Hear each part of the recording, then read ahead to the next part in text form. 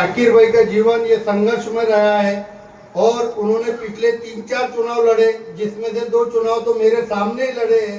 उनका काम समाज के अंदर इतना बेबाकी से चलता है कि हर कोई उनकी तारीफ करता है। जैसा कोई मौत होती है हमारे अंदर समाज में, तो मौत के बाद जो खाना होता है वो जाकिर भाई फ्री में अपनी ओर से बनाते हैं।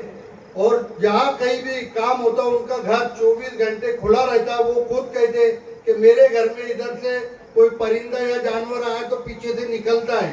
यानी लोगों के अंदर समृद्ध रहते हैं, 24 तास उनका काम चलता ही रहता है, छोटा मोटा कुछ भी हो।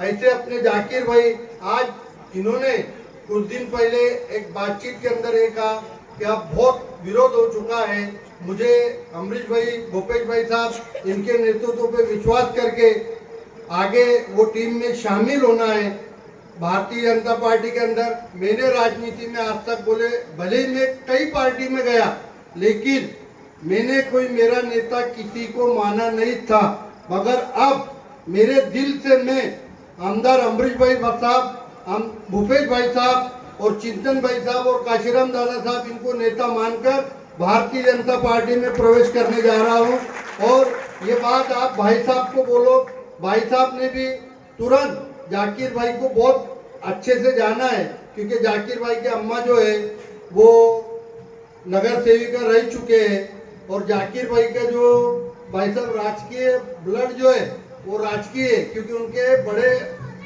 अब्बू धुलिया नगर पालिका के प्रेसिडेंट थे और उनके चाचा सैयद असगर अली साहब, ये कमला ताई अजमेरा इनके पीए थे। तो इन्हें धुलिया में उनकी जो लाइन देखा जाए तो पूरी वो राजकीय पार्श्वभूमि से ही आते हैं। शिरपुर में भी जाकिर भाई ने वो लाइन को आगे रखा, उनकी मम्मी को चुनाव लड़ाया और चुन के आए, उसके बाद उन्होंने भी चुनाव लड़े। तो ऐसा जाकिर भाई को राजकीय और सामाजिक जानकारी पूरी है। उनका भारतीय जनता पार्टी में आना अपने लिए अच्छी बात है, फायदे की बात है। और सामाजिक और राजकीय इसमें वो जरूर भारतीय जनता पार्टी के बहुत ही उपयुक्त और काम आने वाले। अस्सलाम।